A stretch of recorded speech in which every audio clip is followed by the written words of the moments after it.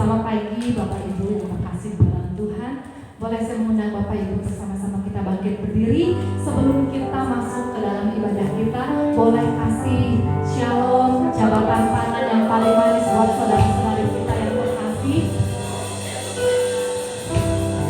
Puji Tuhan Bapak Ibu kalau kita boleh bersama-sama hadir kembali bersekutu beribadah di tempat ini. Bukan karena satu kebetulan kita boleh bersama-sama di tempat ini, tapi karena kita rindu untuk menyembah Tuhan. Mari kita satukan hati kita mau berdoa di dalam Tuhan. Terima kasih Tuhan Yesus, pagi hari ini kami mau datang, kami mau duduk diam, menghampiri tahta-Mu Tuhan. Kami bersyukur pagi hari ini Tuhan, kami dalam keadaan baik, kami dalam keadaan sehat. Kami bersyukur Tuhan buat kebaikan Tuhan di dalam setiap hidup kami. Hari ini Tuhan, kami mau memberikan persembahan kami Tuhan, lewat setiap pujian kami, lewat setiap penyembahan kami Tuhan. Biar Tuhan sendiri yang menjamah kami, mengurapi kami satu persatu ya Bapa. Terpujilah Engkau Yesus Tuhan. Kami mengundang Engkau hadir di tengah-tengah kami Tuhan. Terima kasih Tuhan Yesus, terima kasih. Kami serahkan Tuhan seluruh ibadah kami di dalam nama Tuhan Yesus. Haleluya. Amin. Silakan duduk Bapak Ibu. Kita mau masuk di dalam hadirat-Nya Tuhan. Kita mau menyembah Tuhan. Kita mau agungkan Dia. Terima kasih Tuhan, terima kasih. Terima kasih Yesus.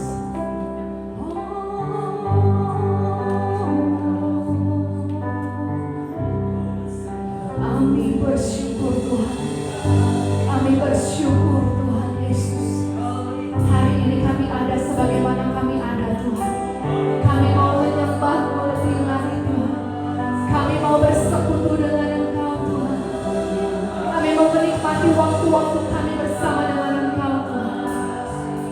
Mari Tuhan bebaskan setiap roh kami. Bukakan setiap hati dan pikiran kami Tuhan. Untuk kami rindu Tuhan menyembah. Terima kasih Tuhan, terima kasih.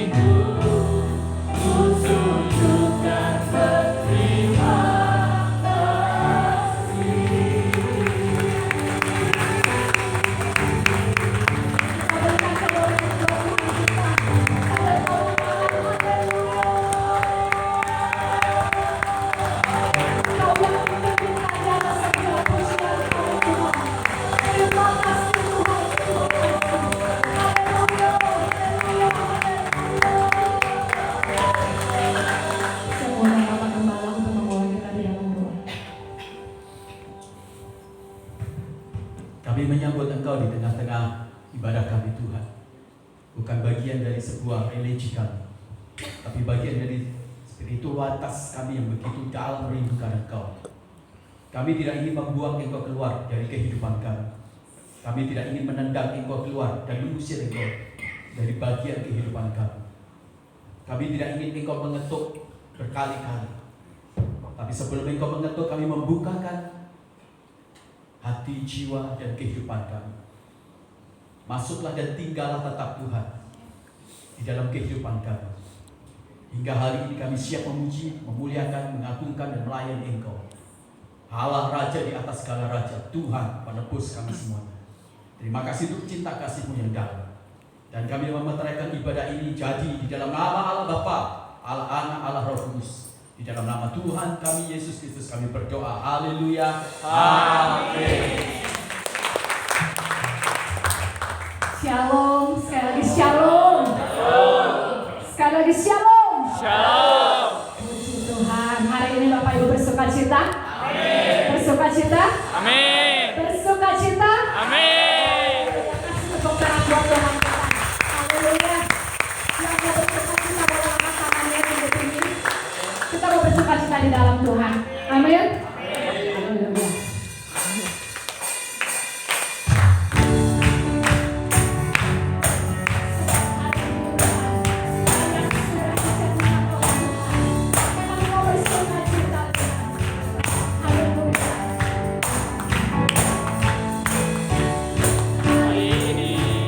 Hari yang telah dinyanyikan Tuhan, mari kita bersuka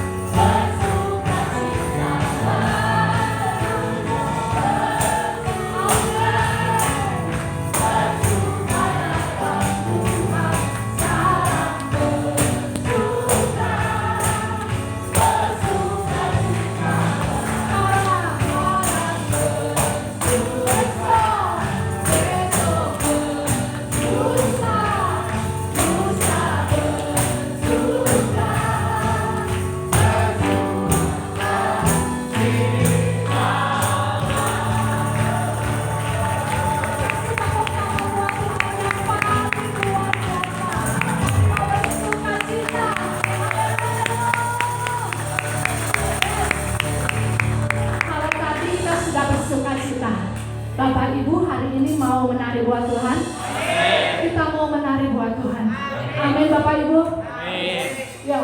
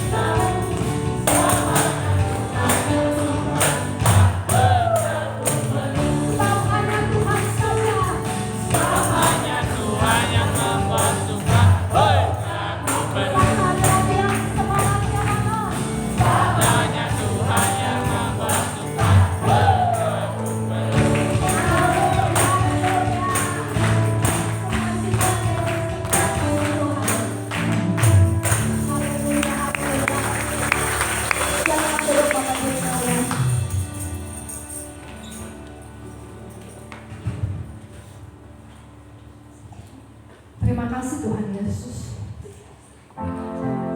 Hari ini kami mau duduk diam mendengarkan kebenaran firman Tuhan. Kami percaya Tuhan di dalam setiap hidup kami, badai cobaan apapun Tuhan yang saat ini mungkin kami alami Tuhan, selalu ada jalan dan caranya Tuhan menolong setiap kami. Kami percaya kami punya Tuhan yang besar, Tuhan yang sanggup menolong setiap beban hidup kami Tuhan. Terima kasih Tuhan, terima kasih. Terima kasih Yesus.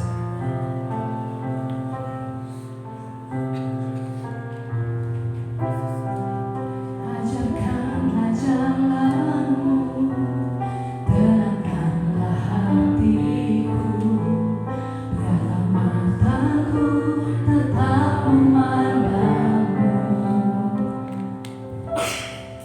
Tuntun selalu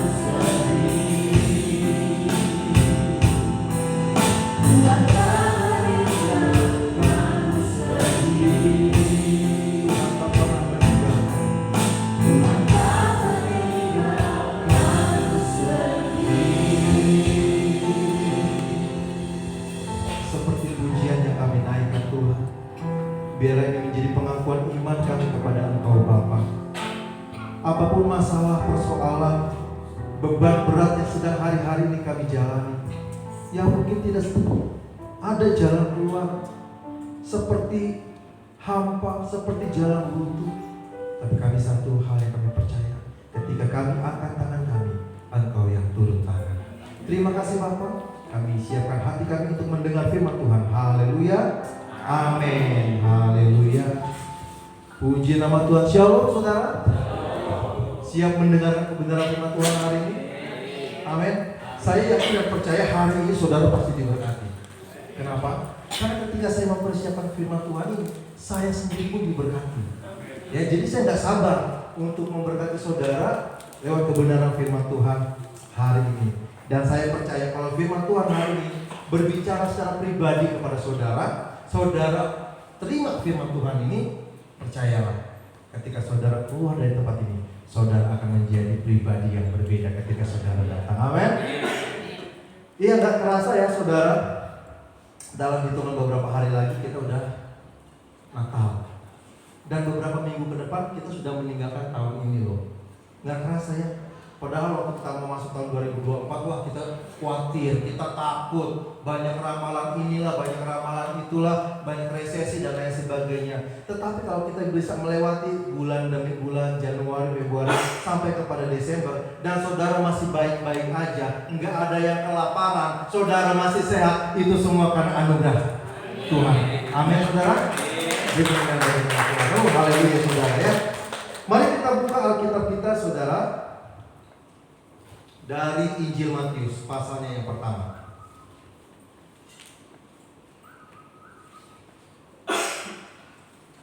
Ya, seperti saya katakan sebelumnya bahwa beberapa hari lagi kita Natal.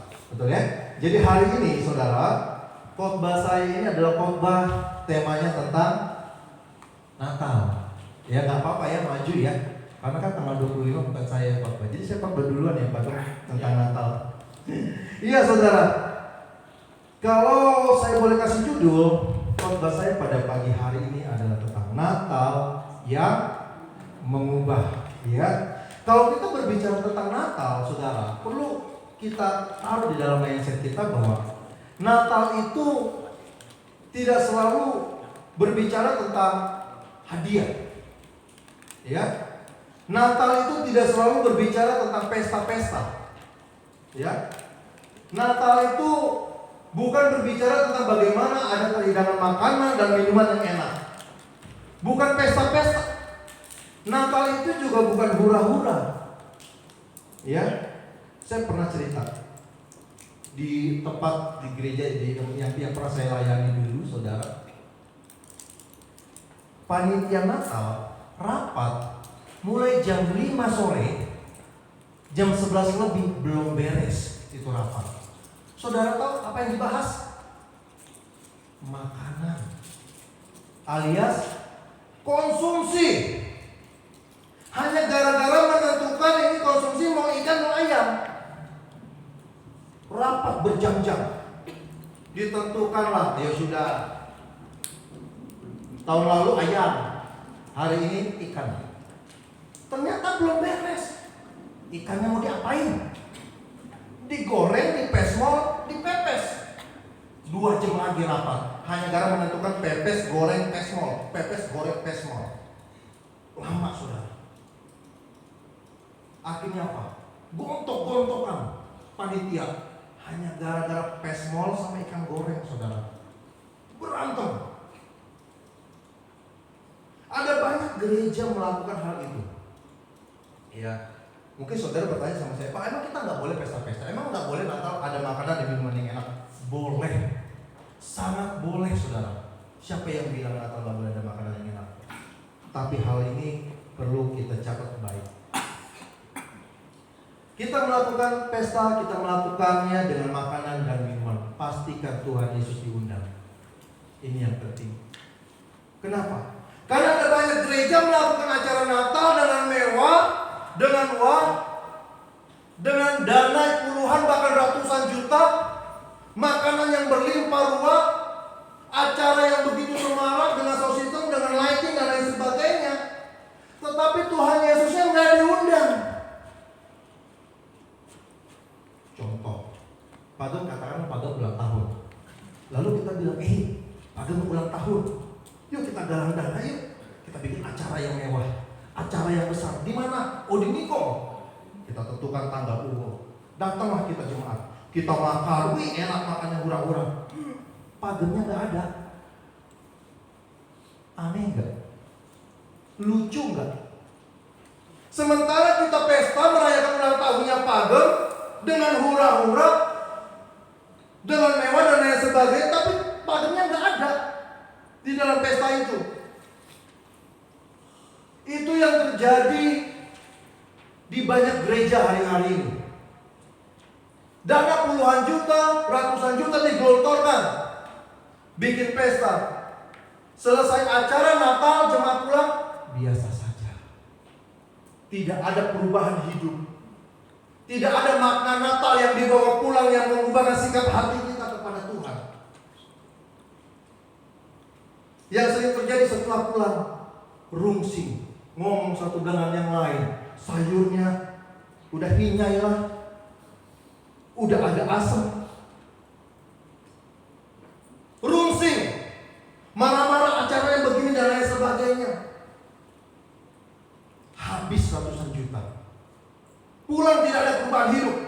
Yang ada marah, rungsing, dongkol, nggak benar nih acara dan lain sebagainya.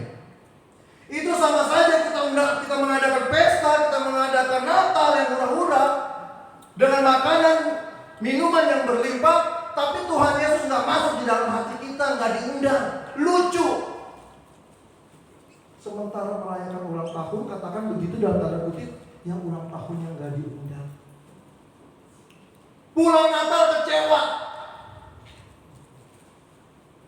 Saya nggak mau nyindir. Terus terang belak-belakan. Natal tahun lalu banyak yang kecewa. Yes, banyak. Merasa sudah latihan, nggak tampil, kecewa. Berarti apa yang kita persiapkan itu buat Tuhan atau buat manusia? Buat manusia. Kecewa, udah tampil, udah latihan, nggak dilihat orang, nggak mau dinyanyiin lagi. Terus terang, saya nggak nyindir, ini fakta. Berarti apa? Acara pada saat itu, acara Natal pada saat itu tidak mengubah sikap hidup kita. Dengan kata lain, acara pada waktu itu yang kita rayakan tidak bisa mengubah sikap hidup kita. Yesus nggak lahir di hati kita. Kenapa? Jelas pulang kecewa, pulang rungsing. Sia-sia duit Tuhan kita. Kalau bicara sia-sia juga panitia yang sudah melakukan itu. Natal itu bukan berbicara tentang bagaimana kita memberi penampilan untuk dilihat banyak orang. Natal tidak berbicara tentang hadiah, pesta pora, tapi Natal berbicara jauh lebih daripada itu, saudara. Kita harus paham itu. Jadi sah-sah saja kita melakukan pesta, hura-hura, ibadah yang luar biasa, boleh. Tapi pastikan kita bisa mengenai apa makna Natal yang sesungguhnya dalam hidup kita. Ya, makanya banyak gereja pecah,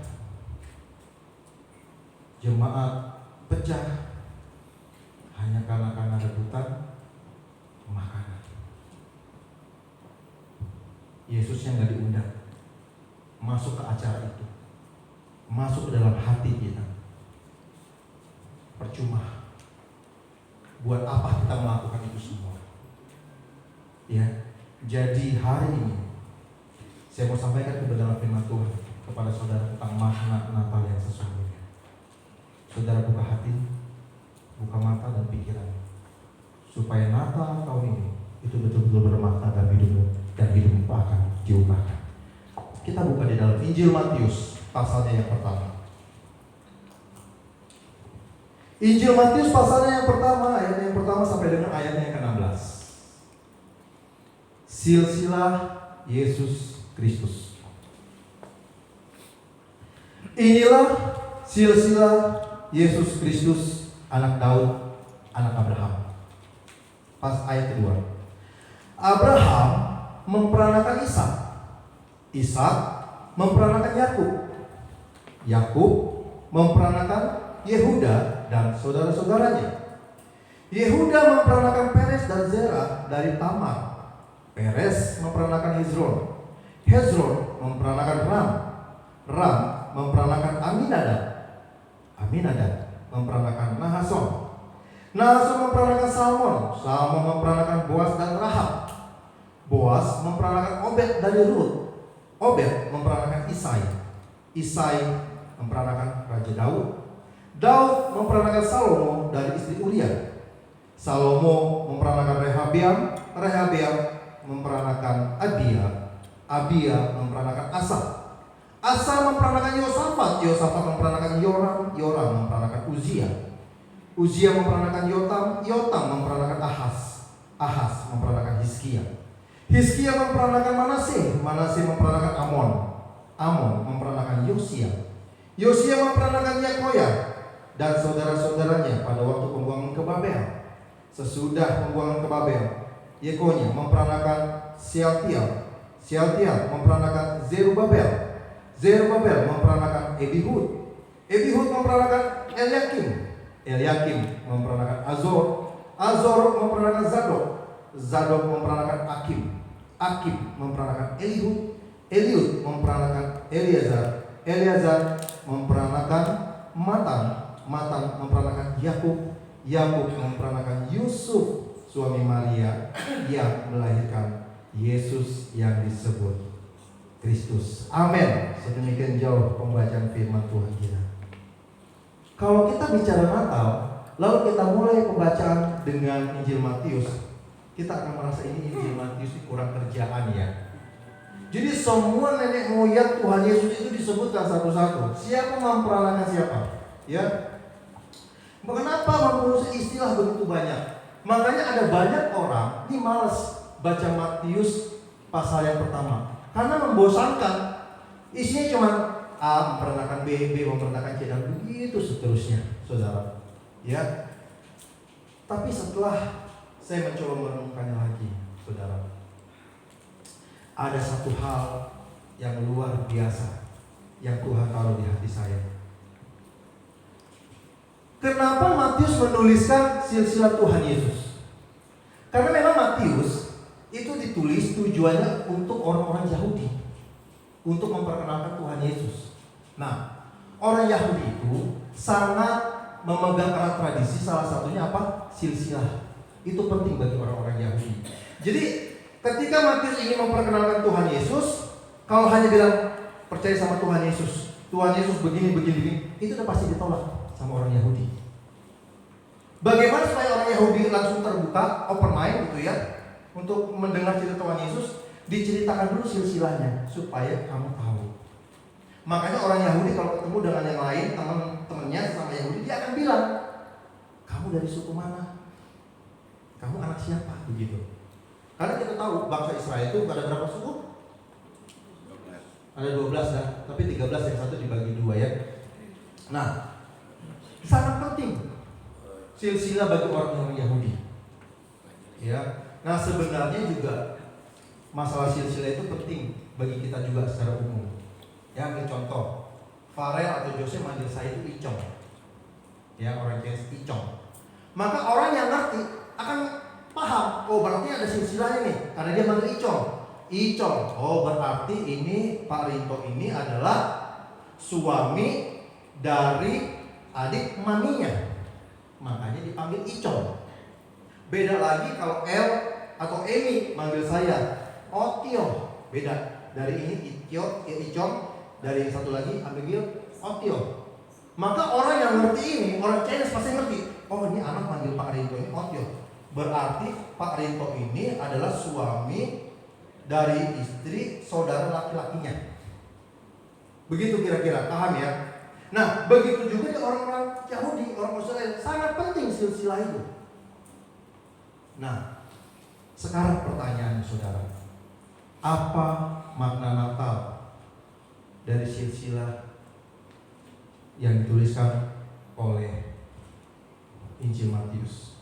Ya, saya akan tutup khotbah saya hari ini dengan 3 makna atau 3 pesan Natal dari silsilah ataupun dari keturunan ataupun dari nenek moyang Tuhan Mari kita buka yang pertama. Kita buka ayat yang ketiga. Kita baca. Injil Matius 1 ayat yang ketiga. Ya. Oh, sebelum itu saudara. Ya, maaf. Tadi saya katakan bahwa Natal itu bukan hanya sekedar berbicara tentang makanan, tetapi Natal itu berbicara tentang dua hal. Yang pertama, Natal itu berbicara tentang bagaimana Allah itu sangat mencintai kita sebagai manusia.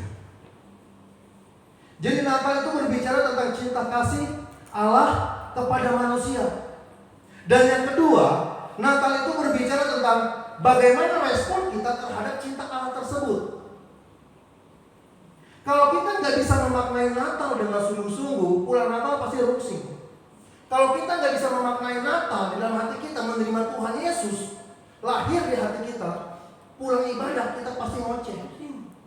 Ya, kita pasti selalu ngomong yang enggak, menilai yang enggak, makanannya kurang enak, nasinya keras, ayamnya keras, sayurnya dingin, acaranya tidak tertata dengan rapi, musiknya amburadul, sound systemnya bising dan lain sebagainya. Kalau kita memaknai Natal hanya sekedar pesta makan dan minum, ya, kita tidak akan bisa mengerti makna Natal, cinta Allah pada manusia. Nah, kalau kita nggak bisa ngerti akan cinta kasih Tuhan, bagaimana kita bisa meresponi cinta kasih Tuhan? Nah, hari ini lewat kebenaran firman Tuhan hari ini, saya akan mengajak saudara untuk memahami makna Natal yang benar. Ya, yang pertama di dalam ayatnya yang ketiga, saya akan baca buat saudara. Ya. Yehuda memperanakan Peres dan Zerah dari Tamar. Jadi ada seseorang bernama Yehuda. Di situ Yehuda dikatakan punya anak berapa? 2, Peres dan Zerah. Dari siapa? Tamar. Berarti Tamar siapanya Yehuda? Siapa yang bilang istri angkat tangan? Siapa yang bilang Tamar itu anaknya, istrinya Yehuda? Kita lihat di dalam Kejadian 38.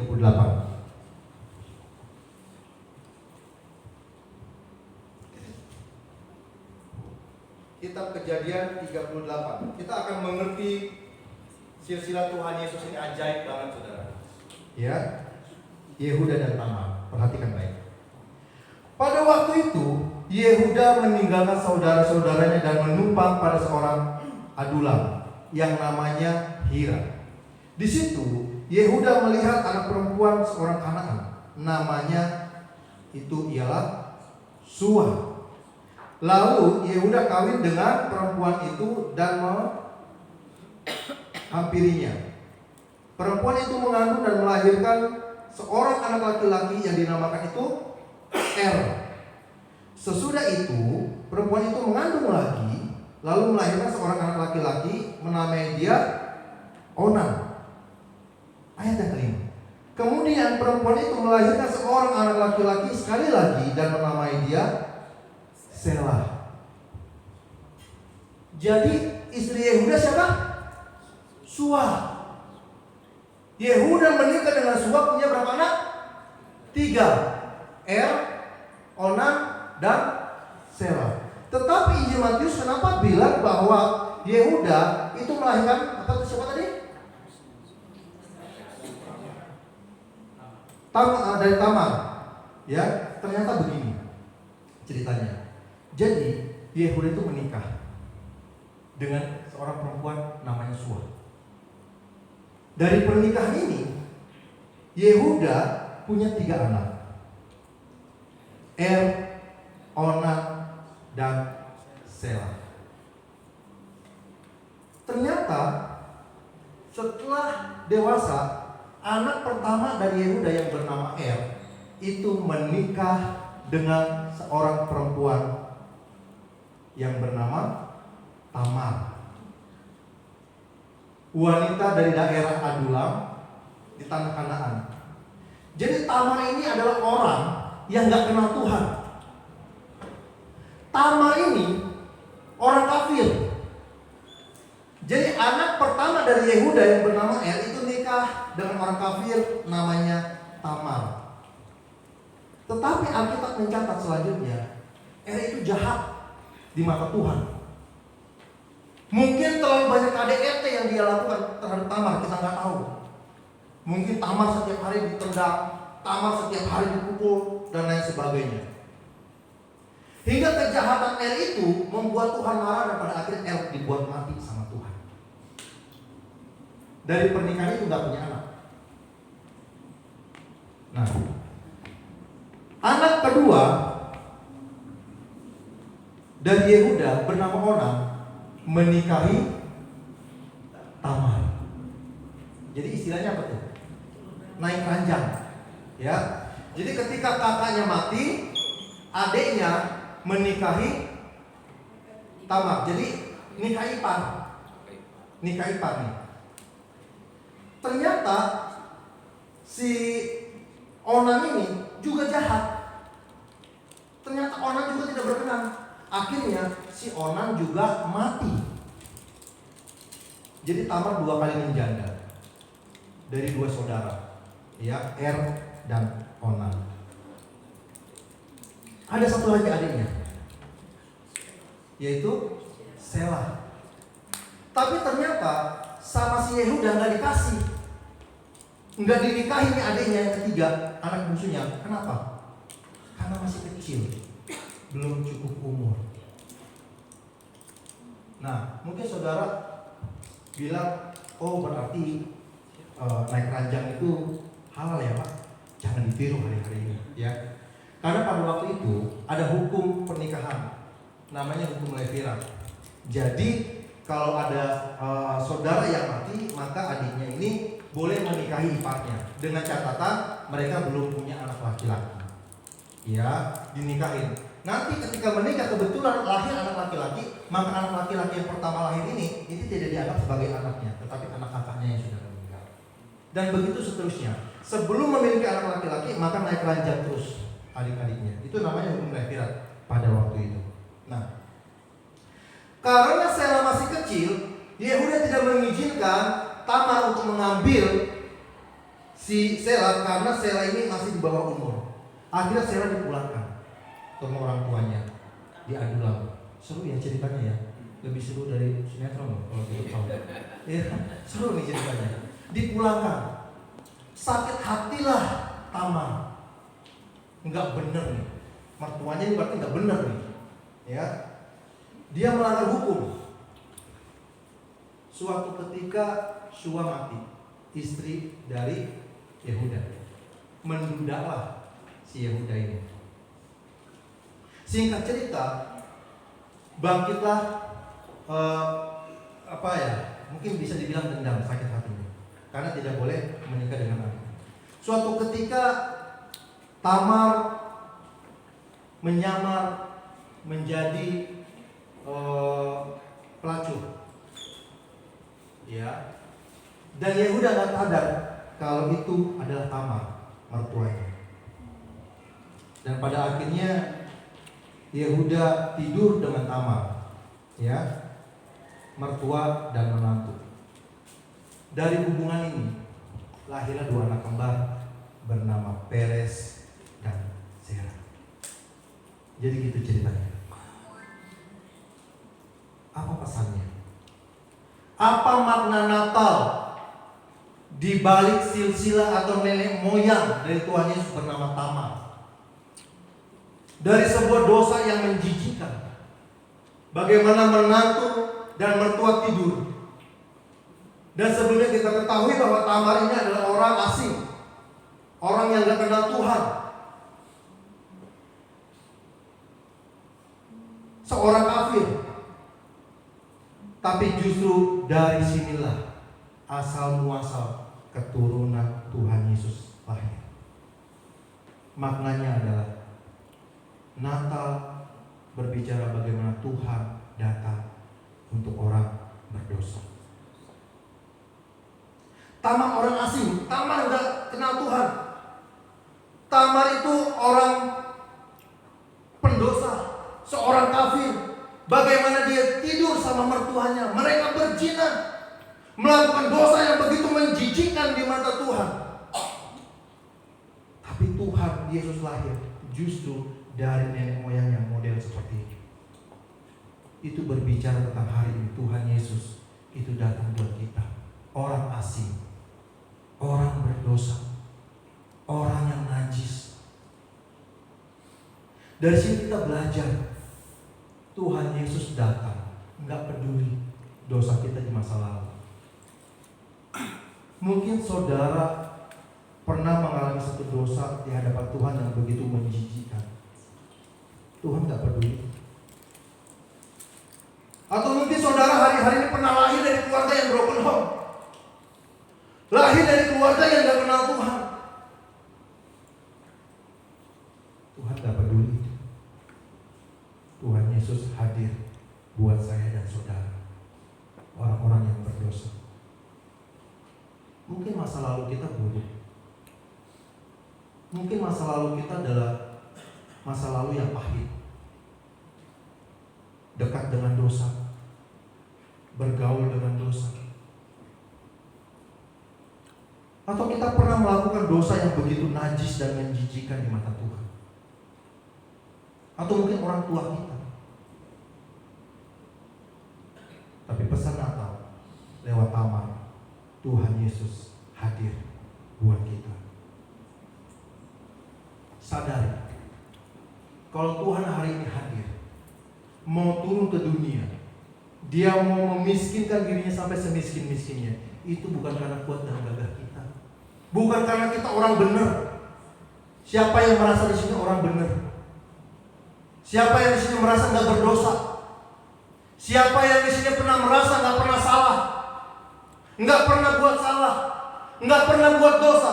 Siapa? Nggak ada. Kita semua pernah melakukan dosa, kita semua pernah melakukan salah. Tapi seringkali kita menghakimi orang yang bersalah kepada kita dan kita tidak pernah mengkoreksi.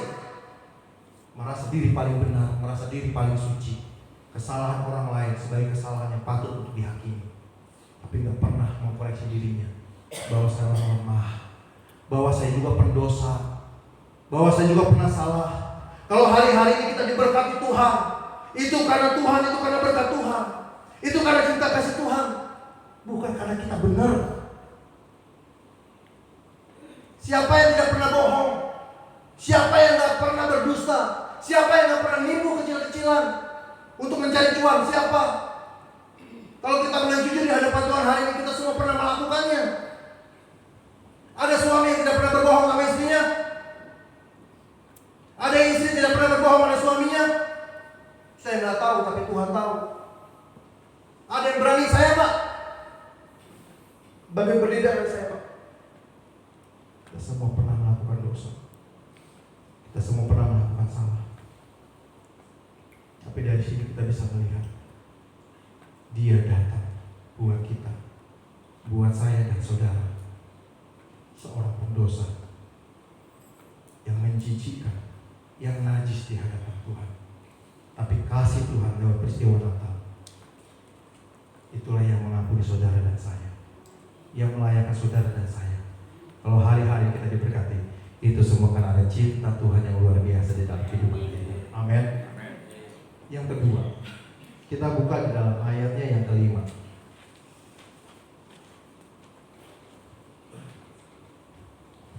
Ini adalah cerita yang pernah diangkat sama Google beberapa minggu yang lalu, ya. Kita baca di dalam ayat yang kelima. Salmon memperanakan Boas dari Rahab. Boas memperanakan Obed dari Rut. Obed memperanakan Isai. Jadi tokoh yang pertama, nenek moyang pertama yang kita lihat tadi adalah Rut. Itu berbicara tentang Tuhan hadir buat orang berdosa. Yang kedua kita akan belajar dari Rut sekali lagi, ya. Rut ini adalah orang Moab. Dan kita tahu orang Moab itu adalah musuh bebuyutan dari umat Tuhan. Jadi Rut ini adalah orang dari musuh bebuyutannya orang Israel. Kita tahu ceritanya. Ada satu keluarga, Elimelek dan Naomi. Elimelek punya dua anak, namanya Mahlon dan Kilion. Ketika itu di Israel terjadi bencana, kelaparan, kesusahan yang berdampak buruk terhadap kehidupan keluarga Elimelek ini. Keluarga ini jadi susah, banyak masalah, banyak pergumulan, kelaparan dan lain sebagainya.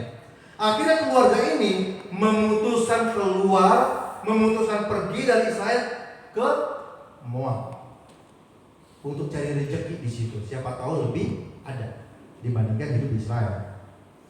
Ternyata di Moab anak-anaknya ini naksir sama cewek dan pada akhirnya menikah. Jadi Mahlon dan Kilion, anak Naomi, menikah dengan perempuan-perempuan Moab, yaitu siapa? Orpa dan Ruth. Singkat cerita, Mahlon dan Kilion ini mati, ya, dan Elimelek pun mati di tanah Moab. Tinggal 3 janda, Naomi, Ruth dan Orpa.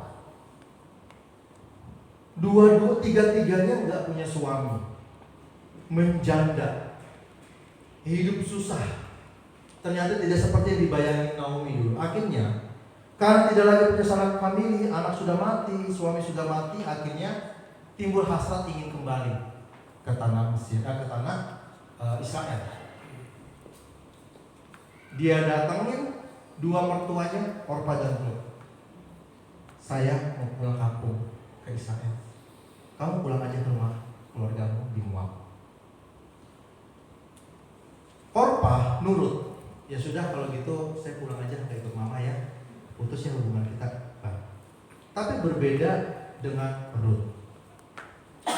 Ruth ikut pulang ke Israel. Setelah pulang ke Israel, Ruth ketemu dengan seorang pemuda yang tampan, pemuda yang kaya raya, nurut sama orang tua, takut akan Tuhan, banyak duit, punya bisnis luar biasa. Wah, luar biasa cowok ini ya, jarang-jarang saudara. Ya, singkat cerita, mereka berdua naksir. Kebenarannya pucuk dicinta, ulang putih, bahkan ada lagi susah, nggak punya suami, miskin, ketemu cowok yang wow, bukan cuma kayak apa kata Tuhan. Menikahlah Ruth dengan Boaz. Apa maknanya? Saudara yang dikasih Tuhan, pesan Natal yang kedua lewat cerita Ruth adalah bahwa Natal itu ada satu peristiwa di mana kita, saya dan saudara diangkat menjadi anak. Ruth diangkat menjadi anak bagi Naomi. Ruth bisa saja meninggalkan Naomi dan pergi pulang ke rumah papahnya, ke rumah orang tuanya di Moab. Tapi Ruth lebih memilih bersama Naomi. Hubungan mereka semakin baik. Bukan cuma sekedar menantu dan mertua, tapi seperti saudara. Malah lebih jauh seperti saudara. Akhirnya apa? Ruth itu sudah seperti anak sendiri bagi Naomi. Jadi Natal yang kedua, makna Natal yang kedua adalah kita diangkat menjadi anak. Amin. Kalau kita berbicara tentang anak itu punya 2 hak istimewa. Perhatikan baik. Ya. Anak itu memiliki apa yang namanya privilege, memiliki hak istimewa. Ini penting. Jadi catat baik, Natal itu berbicara bagaimana kita, saya dan saudara itu diangkat menjadi anak Tuhan. Ruth itu orang asing, bukan orang Israel. Keselamatan itu harusnya bagi orang-orang Israel, bukan buat orang asing. Itu berbicara kita ini orang asing, kita ini bukan orang Israel. Tapi kelahiran Tuhan Yesus itu mengangkat kita yang orang asing, yang bukan siapa-siapa ini menjadi anak Tuhan, saudara. Dan anak Tuhan memiliki privilege. Yang pertama, anak itu berbicara tentang kepemilikan. Contohnya gini. Suatu ketika saya pulang kerja, ya, lalu kayaknya di rumah nggak ada makanan nih. Lalu hanya enak nih kalau beli martabak. Akhirnya saya beli martabak. Tahu dong di mana? Tahu nggak? Tahu. Tahu. Kalau nggak tahu saya cerita nih. Tahu ya? Di kali. Warnia. Ya. Om inget ya Om? Makasih Om. Saya beli martabak. Singkat cerita saya pulang. Saya bawa teng-tengan. Biasa anak saya kalau pulang dengan motor semua pada nyerbu gitu ya, lari ke depan. Pelukan segala macam gitu. Dia lihat papanya bawa teng-tengan. Bilang, "Papa itu apa?" "Ini martabak sayang." "Ih mau," kata Tiola, kata Kayuna. Mau. Kira-kira jawaban saya apa? "Enak aja nggak punya papa. Kalau mau beli sama sendiri nggak punya papa." Saya rasa di sini nggak ada ya orang tua yang pelit begitu ya. Kalau ada bertobat. Enak aja enggak ya? Makan. Tahu artinya? Artinya adalah apa yang saya punya, anak saya juga yang punya. Amin. Mungkin saudara hari ini ada yang diberkati Tuhan dengan beberapa berkat Tuhan. Ya, mungkin ada yang diberkati tanah, ada yang diberkati dengan punya rumah beberapa gitu ya, punya aset-aset. Kalau pada akhirnya, saya tanya, ada yang punya aset misalnya, ya kecil atau besar sama saja. Suatu saat Tuhan mengambil saudara. Aset yang saudara punyai itu akan dikasih ke siapa? Nah, mungkin dong ke anak tetangga. Ya. Jadi privilege yang pertama itu berbicara apa? Kepemilikan. Apa yang Bapak punya, itu juga yang dipunyai anak. Natal berbicara bagaimana kita diangkat menjadi anak, artinya apa? Apa yang Bapak kita punya di sorga, seluruh alam semesta Dia yang punya. Itu artinya punya kita. Amin. Amin enggak? Itu punya kita. Lalu dengan dasar apa kita dalam hidup ini khawatir? Apa dasar kita untuk gelisah? Untuk apa yang kita makan? Untuk apa yang kita minum? Untuk apa yang kita pakai? Kenapa mesti khawatir? Kenapa kita mesti khawatir tentang masa depan kita? Kenapa kita mesti khawatir tentang masa depan anak-anak kita? Bisa nggak ya anak saya sekolah tinggi? Bisa nggak anak saya kuliah? Kenapa kita mesti khawatir? Kalau kita mengerti tentang makna Natal, bagaimana kita diangkat menjadi anak, Tuhan kita kaya. Apa yang Bapak kita punya, itulah punya kita. Amin. Ya. Jadi kalau hari ini saudara engkau sudah merasa ada pergumulan, engkau butuh sesuatu, engkau butuh pekerjaan, engkau butuh rumah, engkau butuh yang lainnya, kau tinggal berdoa kepada Tuhan. Imani bahwa tepat di waktu yang tepat, apa yang kau minta Tuhan akan jawab tepat di waktu yang tepat. Karena kita adalah anak, ada yang beri kemuliaan kepada Tuhan. Ya, yang terakhir, tim musik boleh maju. Dari silsilah Tuhan Yesus, kita belajar dari seorang bernama Yehuda dan Tamar. Nggak peduli dosa apa yang sudah kau lakukan, latar belakang dari mana, Tuhan Yesus hadir buat saudara. Yang kedua, kita belajar dari Ruth. Dia diangkat menjadi anak. Kita adalah anak-anak Tuhan, amin. Dan yang ketiga, dari cerita Ruth ini juga ada satu sosok yang mungkin jarang dilihat atau jarang dikotbahkan. Karena ketika kita berbicara Ruth, ini berbicara tentang wanita. Kita lupa di situ ada seorang pria yang luar biasa yang bernama Boas. Boas ini orang saleh, baik, kaya, takut akan Tuhan, takut akan Tuhan, tunduk kepada orang tua. Luar biasa. Nah, ketika mereka saling berhadapan-hadapan, saling melihat, lirik-lirikan, sebenarnya Boas itu sudah naksir sama yang namanya Ruth. Tapi ketika Boas melihat bahwa Ruth masih memakai pakaian berkabung. Boas tahu wanita ini adalah janda yang sedang berkabung karena kematian suaminya. Ketika ada seorang wanita masih memakai kain kabung atas kematian suaminya, itu menandakan bahwa wanita ini belum move on dari suaminya yang lama. Artinya Ruth ini masih belum bisa membuka hati bagi pria-pria lain karena dia masih mencintai almarhum suaminya. Singkat cerita, Ruth cerita pertemuannya dengan Boas kepada Naomi, dan Naomi sangat bersukacita. Tahu kenapa? Ternyata Boas ini adalah sanak keluarga, sanak famili dari Elimelek, suami dari Naomi. Dan Alkitab mencatat bahwa Boas itu adalah penebus keluarga. Sehingga Naomi bilang kepada Ruth, Ruth ganti baju. Jangan kau pakai terus baju kabungmu itu.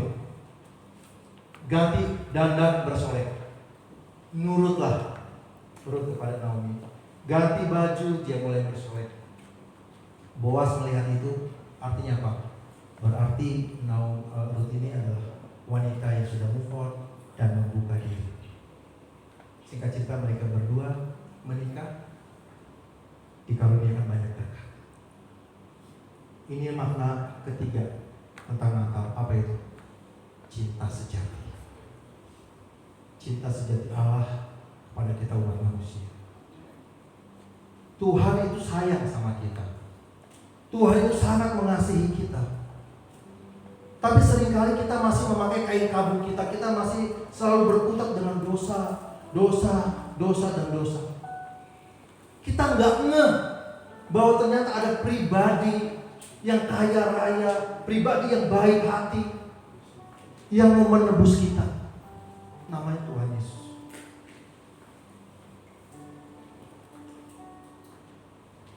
Ketika Ruth melepaskan baju kabungnya, Ruth datang kepada Boas, berkata, maukah kau menjadi penebus bagi keluarga? Dengan gercep, Boas bilang, mau. Hari ini Natal juga berbicara, mau nggak?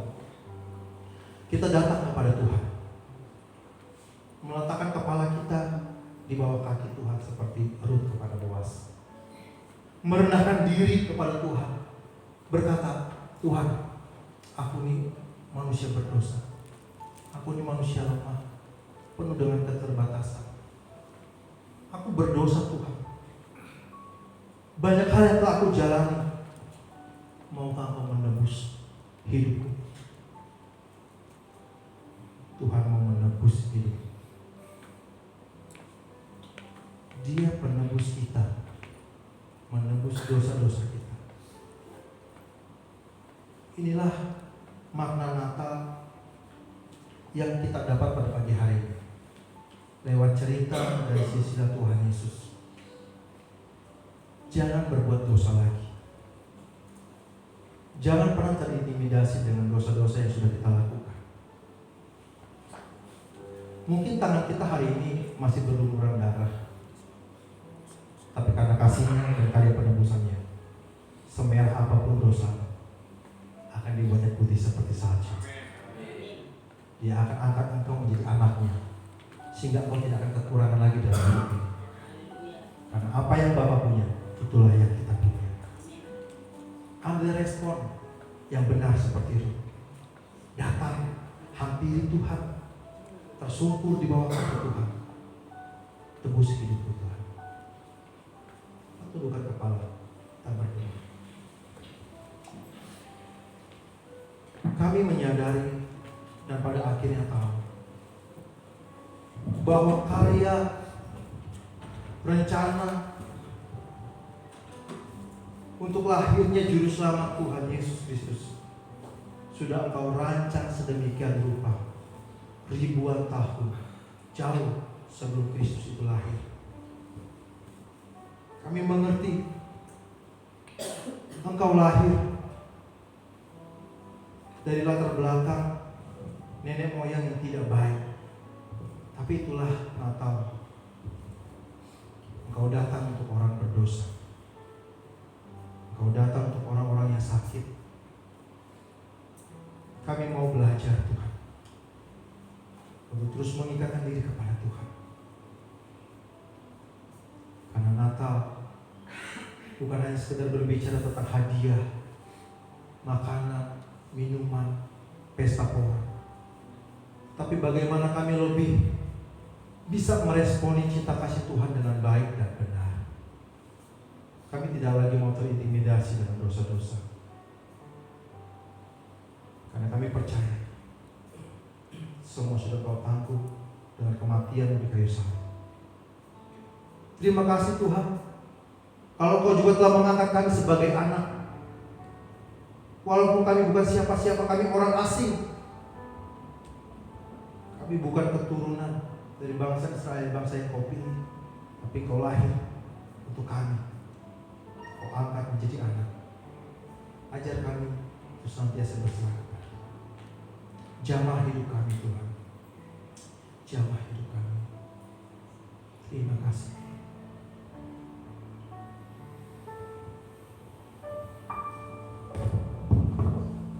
Dia jamah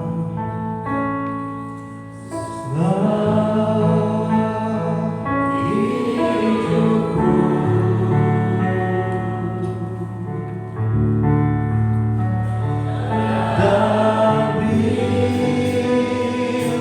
Dan bidang di hatiku.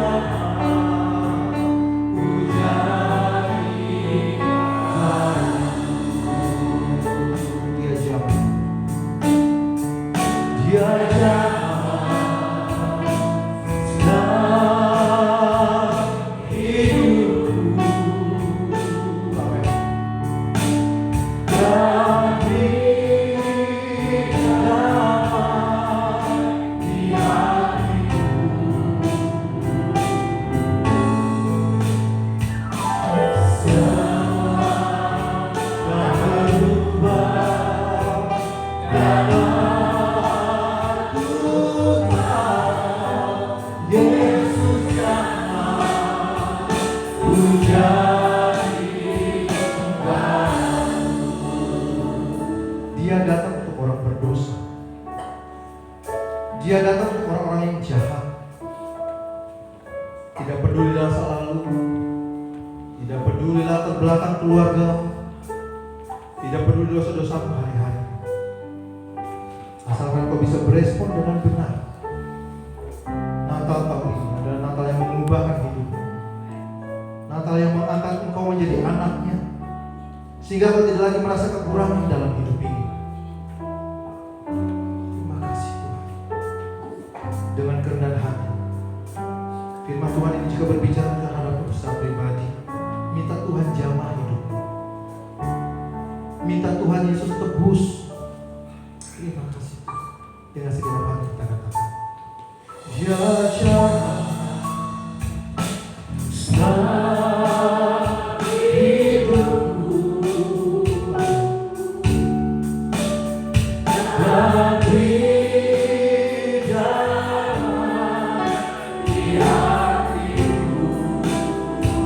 percaya semua akan berubah dalam hidupmu. Imani, yakini, semua akan berubah ketika Tuhan jamah hidupmu. Minta Tuhan jamah hidupmu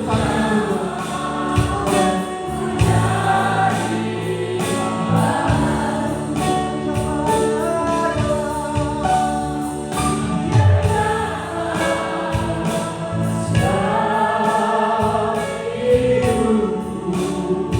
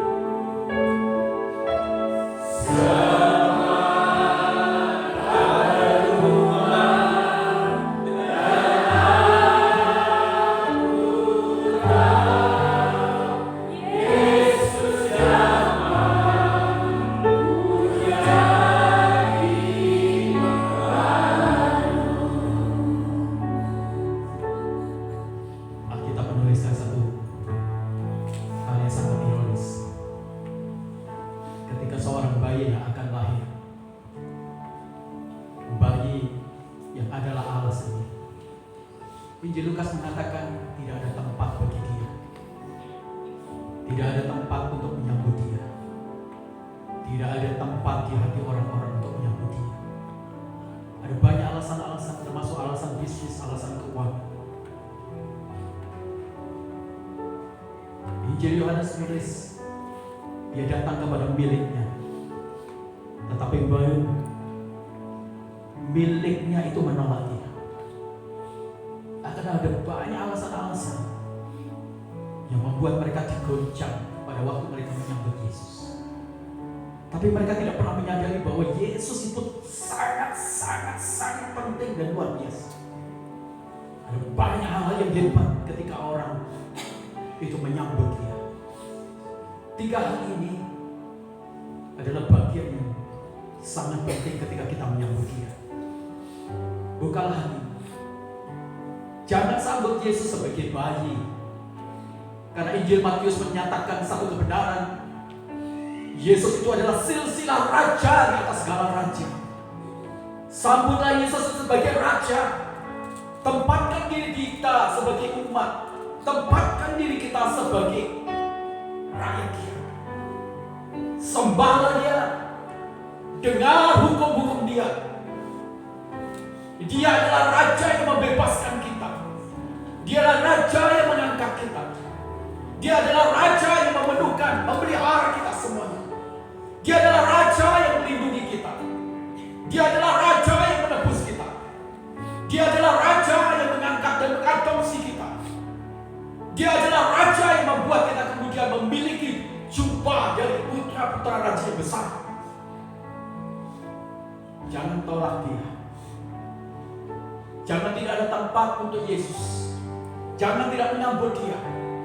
Karena hanya kerugian yang akan kita tuai ketika kita tidak menyambut dia. Hari ini ketika firman Tuhan sudah dibagikan kepada kita semua. Buka hati. Waktu Yesus berkata, aku mengetuk pintu di depanmu. Dan jangan membuang waktu. Bersegeralah untuk membukanya. Supaya Tuhan mengubahkan sesuatu dalam hidup kita dengan cara-cara yang adikodrati. Supaya yang dahsyat, supaya yang hebat, supaya yang mulia terjadi dalam hidup kita semua. Mari masing-masing pribadi merenungkan. Adakah hari ini kau menolak Yesus? Apakah hari ini tidak ada tempat untuk Yesus? Dan engkau berkata, maaf Tuhan, aku tidak bisa menyambut engkau. Terlalu banyak, ruangnya sudah penuh. Bukan tentang engkau, tetapi tentang dosaku. Dan engkau tertutup, tidak ada ruang lagi Tuhan. Tidak ada tempat spesial Tuhan. Karena dosaku, karena kebiasaanku, karena hal yang buruk, karena dunia ini Tuhan. Hari ini katakan, aku mau kosongkan itu semuanya. Aku mau sambut engkau. Aku tidak akan tolak engkau. Ada tempat untuk engkau spesial di hati kami. Ada tempat spesial di ruang hidup kami Tuhan. Kami tidak tolak engkau, kami sambut engkau. Dan ubah hidup kami untuk kehadiran engkau, untuk sambutan kami Tuhan terhadap engkau Tuhan. Mari hari ini kita berkomitmen. Apa yang menghalangi kita untuk bisa menyambut dia? Sehingga berkat kebenaran firman Tuhan pagi ini seperti tidak kita menikmati, seperti tidak nyata dalam hidup kita semua. Mari katakan kepada Tuhan, Tuhan aku akan sambut engkau. Tuhan aku akan sambut engkau. Engkau tidak lahir sebagai bayi lagi, tapi engkau lahir sebagai raja di atas segala raja. Terima kasih Tuhan untuk firman. Kami diberkati lagi. Terima kasih untuk firman. Kami ditegur lagi. Terima kasih untuk firman. Kami dikuatkan dan dibangun. Bahwa waktu kami menyambut engkau, raja di atas segala raja, ada 3 hal penting yang terjadi dalam hidup kami. Segala bentuk dari kenajisan kami Tuhan, engkau pindahkan kami dalam wilayah kesucian Engkau, karena Engkau menyelamatkan kami. Kami adalah budak-budak yang terbuang. Kami adalah orang-orang yang tidak diperhitungkan. Tapi Engkau memanggil dan memilih kami menjadi milik-Mu, yaitu putra-Mu. Ya Tuhan, terima kasih. Dan bukan hanya itu, Engkau adalah orang-orang yang seharusnya kita ini adalah orang-orang yang terbuang, yang miskin, melarat. Tetapi Tuhan memilih kita semuanya, memindahkan kita dalam sebuah kehidupan yang penuh makna, dalam keberhasilan, dalam sebuah konsep penebusan, berkat dalam penebusan, kebahagiaan dalam penebusan, kemuliaan dalam penebusan. Itu yang dihasilkan pada waktu Yesus lahir dalam Natal dia. Mari hari ini kita menyiapkan hati kita menjelang Natal tanggal 25 ini. Di pra-Natal ini mari kita persiapkan waktu, kita persiapkan hati kita, kita persiapkan totalitas hidup kita semuanya. Sambut dia, sambut dia, dan katakan kepada Tuhan, saya tidak akan menutup lagi untuk Engkau Tuhan. Ada tempat spesial untuk Engkau di hidup kami Tuhan. Haleluya Yesus. Terima berkat hari ini dari firman Tuhan. Terima berkat hari ini dari firman Tuhan. Nikmati berkat itu. Apa yang kau takutkan kalau engkau adalah anak Allah? Apa yang kau takutkan kalau Tuhan sudah memindahkan kita dari kenajisan, dalam pengudusan, dalam pembenaran? Apa yang kita takutkan kalau Dia menebus seluruh kekurangan kita? Kalau kita ditebus dari seluruh kemiskinan kemelaratan kita, apa yang kita perlu ketahukan? Mengapa kita menolak Dia? Mengapa kita mengusir Dia? Mengapa kita melepaskan Dia? Mengapa kita membuang Dia? Mengapa kita mengkudeta Dia dari kerajaan dalam hidup kita semuanya? Sambut Dia dengan ketulusan hati. Terima kasih Tuhan. Terima kasih Yesus. Kami bersyukur untuk firman hari ini. Kami diteguhkan lagi Tuhan. Berkati pastor itu yang sudah menyampaikan kebenaran firman. Pakai dan kurang. Di masa-masa Pranata ini, bila waktu-waktu monumental untuk kami merenung diri, introspeksi diri, devosi, merenungkan tentang karya Tuhan di tengah-tengah Natal ini, membawa kami semuanya untuk bertumbuh, bertobat, mencintai Engkau, mengasihi Engkau. Baharui terus Tuhan dalam hidup kami semuanya. Sampai satu saat ketika Engkau datang betul-betul sebagai Raja, kami betul-betul adalah pribadi-pribadi umat dan Engkau menjadi pribadi yang memegang teguh, mengendalikan hidup kami semua. Terima kasih. Berkati seluruh jemaat. Waktu mereka mengalami masalah, masih pergumulan, biarlah mereka menikmati pembebasan dari berita Natal hari ini, dari berita tentang Kristus Yesus. Kalau hari ini mereka mengalami ketakutan, biarlah mereka memiliki kemerdekaan. Kalau hari ini mereka bergantung kepada manusia dan tidak bergantung kepada Tuhan, biarlah mereka memiliki kemerdekaan itu juga, dan mereka memiliki kemerdekaan kebebasan besar. Terima kasih. Jikalau hari ini ada jemaat-jemaat kami yang sakit, biarlah mereka menikmati kemerdekaan dari sakit penyakit mereka, dan mereka menjadi sembuh Tuhan. Dan hari ini kalau mereka menikmati, merasakan sesuatu yang berkaitan dengan luka, Tuhan biarlah mereka menikmati firman ini, firman yang menyegarkan. Kalau yang najis saja kau terima, Tuhan menyembuhkan itu semuanya, maka biarlah kami juga sembuh dari setiap luka-luka yang dibuat orang dalam hidup kami semuanya. Dan kami menjadi orang-orang Kristen yang berbeda hari-hari ini. Terima kasih Tuhan. Kami mengucap syukur untuk firman hari ini. Dalam nama Tuhan Yesus Kristus kami berdoa. Haleluya. Amin. Yesus memberkati. Saya mengundang Bapak Lito untuk maju ke depan. Saya juga mengundang Bapak Ibu jemaat untuk sama-sama kita bangkit berdiri. Kita akan mengucapkan terima kasih untuk kebenaran firman Tuhan yang telah disampaikan. 1, 2, 3. Terima kasih Bapak Lito untuk Tuhan Yesus.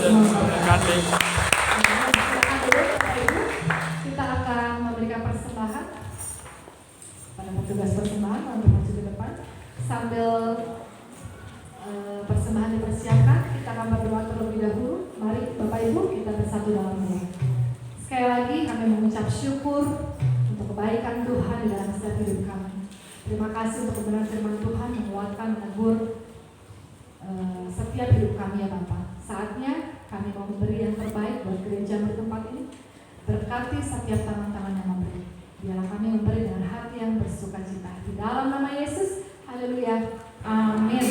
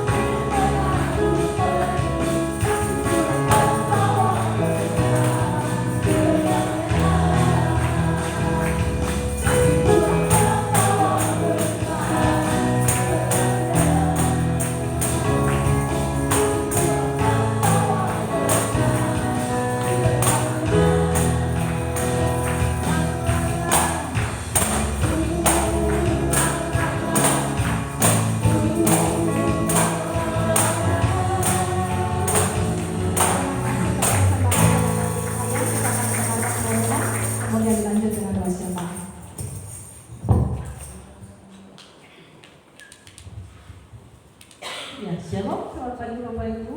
Ada yang baru pertama kali hadir? Boleh berdiri tepat kalau ada. Ya, cicinya ini. Selamat datang. Iya, ini kakak dan mama kembar. Iya. Terima kasih untuk kehadirannya. Terima kasih juga Pastor Winto dan Bapak Ibu Saudara yang sudah melayani. Terima kasih juga guru sekolah minggu sudah melayani. Tuhan memberkati pelayanan Bapak Ibu Saudara. Hari ini ada mereka ya di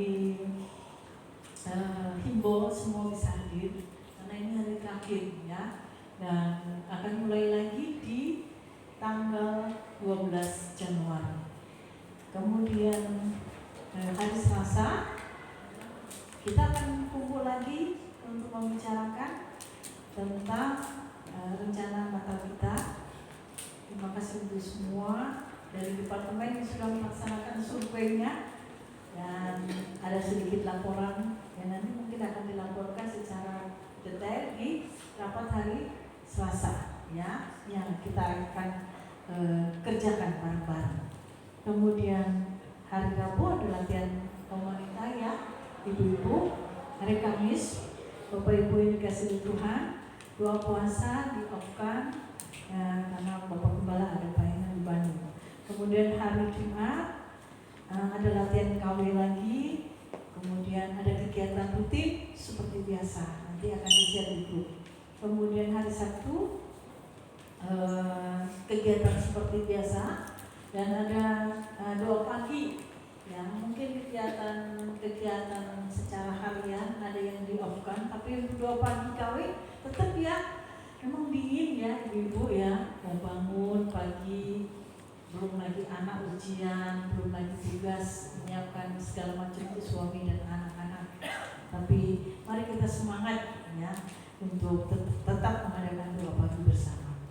Kemudian Bapak Ibu yang dikasihi Tuhan, ada undangan Natal yang masuk di sekretariat gereja. Kemarin sudah ada Natal, ada Natal GKC kemarin. Kemudian hari ini ada Natal JBS di Aula Sangki, amin.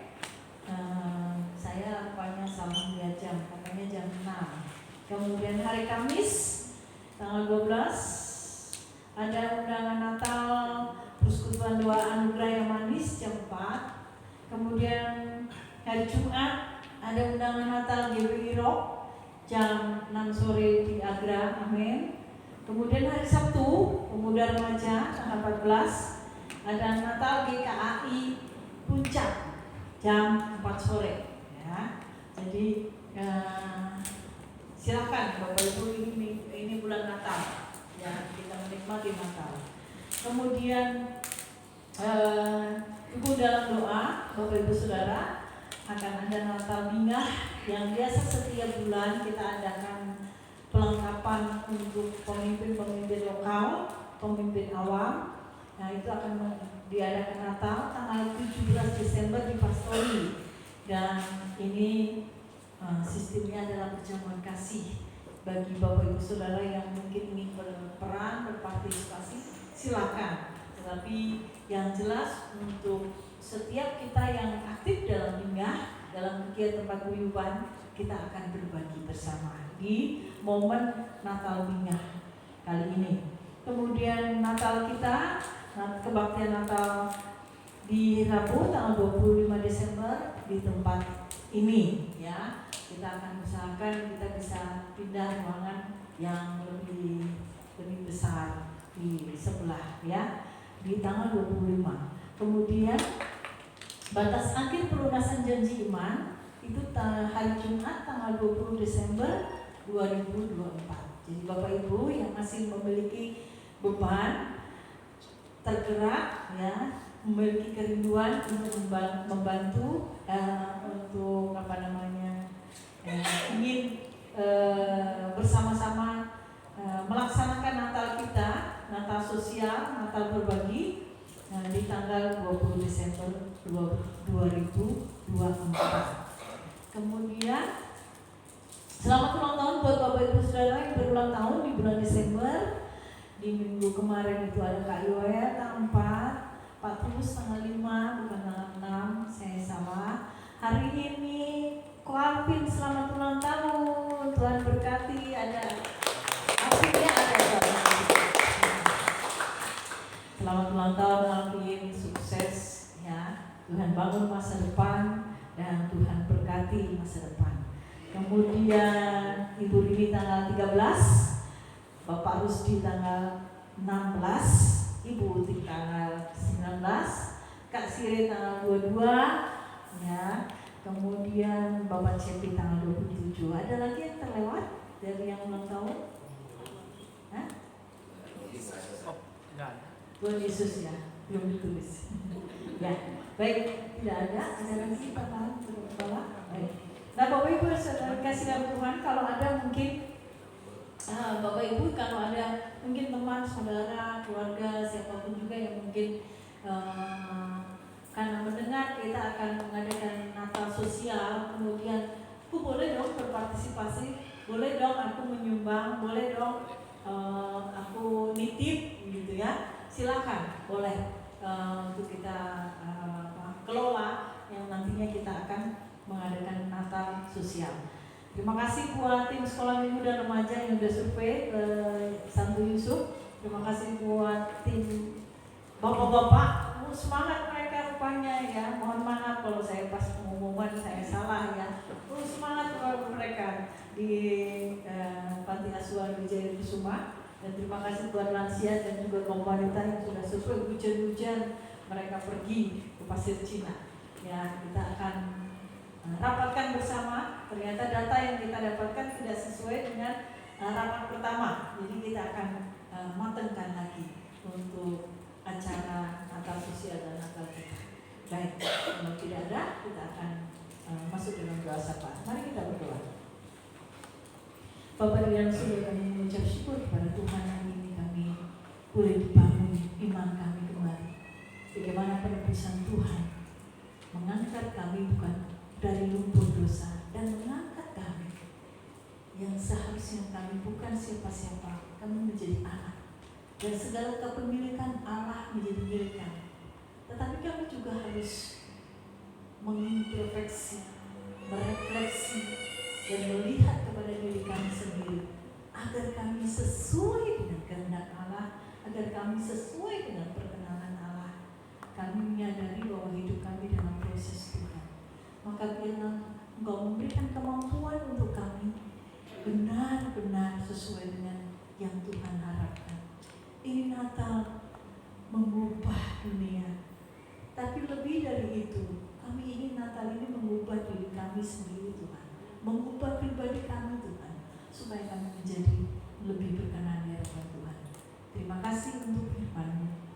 Kami berdoa untuk bangsa dan negara dalam pemerintahan yang baru, presiden yang baru, bahkan pilkada yang sudah selesai dilaksanakan. Kami berdoa supaya pemerintahan menjadi pemerintah yang baik, menjalankan semua amanat rakyat dengan baik. Dan kami ingin ada suatu kemakmuran, keadilan, kemerataan, sesuatu yang benar-benar baik dalam pemerintahan kami. Tuhan memberkati semua aparat, semua pemerintah, semua sistem, aturan-aturan. Kami menyerahkan kepada Tuhan, biarlah Tuhan Engkau hadir di sana. Berikan roh yang takut akan Tuhan buat setiap pemimpin-pemimpin bangsa dan negara kami. Kami juga berdoa untuk bangsa dan negara kami, lindungi dan jagai dari segala bencana-bencana alam. Ada banyak bencana yang terjadi Tuhan di seluruh dunia, bahkan di tempat terdekat kami, di area tidak jauh dari kami. Kami berdoa, biarlah Tuhan alam tunduk kepada Engkau. Kami berdoa, Tuhan menjagai kami semua, melindungi kami semua dari segala mara bahaya, dari kecelakaan, dari musibah, dari bencana alam, dari hal-hal yang mencelakai dan mematikan kami. Kami berdoa, Tuhan, biar Engkau mengontrol dan Engkau mengendalikan seluruh alam semesta. Kami berdoa menyerahkan kepada Tuhan rencana-rencana kami, bahkan rencana Natal sosial kami, ketiga tempat di mana Tuhan mengasihi orang-orang yang ada di sana. Tuhan, biar Engkau mencukupkan dana kami, dan Tuhan, biarlah Engkau terus memberikan mengasah hati kami seperti kasih-Mu yang mengasihi semua orang. Maka kami biarlah mampu merefleksikan kasih kami juga kepada siapapun di tempat di mana kami akan menunjukkan Natal sosial kami. Bahkan Natal tanggal 25 juga kami menyerahkan kepada Tuhan. Tuhan beracara di dalam acara Natal kami. Kami berdoa untuk program gereja, berdoa untuk semua hamba Tuhan, berdoa untuk semua yang melayani Tuhan, berdoa untuk hati-hati yang memiliki beban untuk memajukan gereja, berdoa untuk para pengurus, berdoa untuk semua departemen, berdoa untuk jemaat-jemaat yang mencintai gereja, yang mendukung gereja, yang kuat dalam kasih dan kekeluargaan. Tuhan memberkati usaha dan pekerjaan kami semua, memberkati masa depan anak-anak kami yang sekolah, anak-anak kami yang sementara ini telah ujian dan bahkan sudah selesai ujian, anak-anak kami yang mencari pekerjaan. Tuhan, Engkau menyediakan masa depan buat anak-anak kami. Kami semua dilindungi dan dijaga dari sakit penyakit, dari cuaca ekstrim, akhir-akhir ini hujan dan dingin. Tuhan melindungi kami semua, melindungi anak-anak kami balita, melindungi orang tua kami, sepuh-sepuh kami, para lansia kami. Tuhan jaga kesehatan kami semua.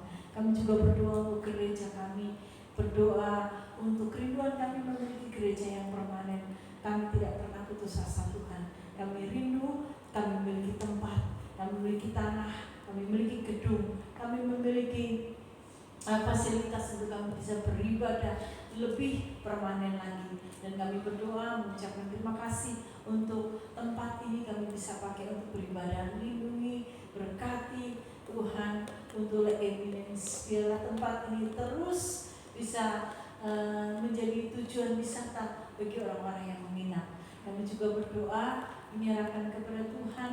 Tuhan kiranya Engkau memberkati untuk donatur-donatur kami. Kami berdoa untuk orang yang membiayai kami kami bisa beribadah tempat ini. Berdoa untuk mitra-mitra kami, Yayasan HBL, Yayasan Moteka, Yayasan Jembatan Kasih, dan masih banyak lagi mitra-mitra pelayanan kami, bahkan secara pribadi, baik dari luar maupun dari jemaat itu sendiri. Tuhan memberkati. Tuhan akan melimpah-limpahkan kasih karunia kepada setiap orang, setiap lembaga, setiap organisasi, setiap yayasan, dan setiap mitra-mitra semua yang mendukung pekerjaan Tuhan bagi kami semua. Berkati anak-anakmu yang berulang tahun Tuhan, bahagia, sehat, sentosa. Tuhan berikan masa depan, cita-cita dan harapan mereka juga dikabulkan oleh Tuhan. Terima kasih Tuhan. Di dalam nama Tuhan Yesus Kristus kami berdoa. Keluarga yang kasih dalam Tuhan, mari kita berdiri bersama-sama.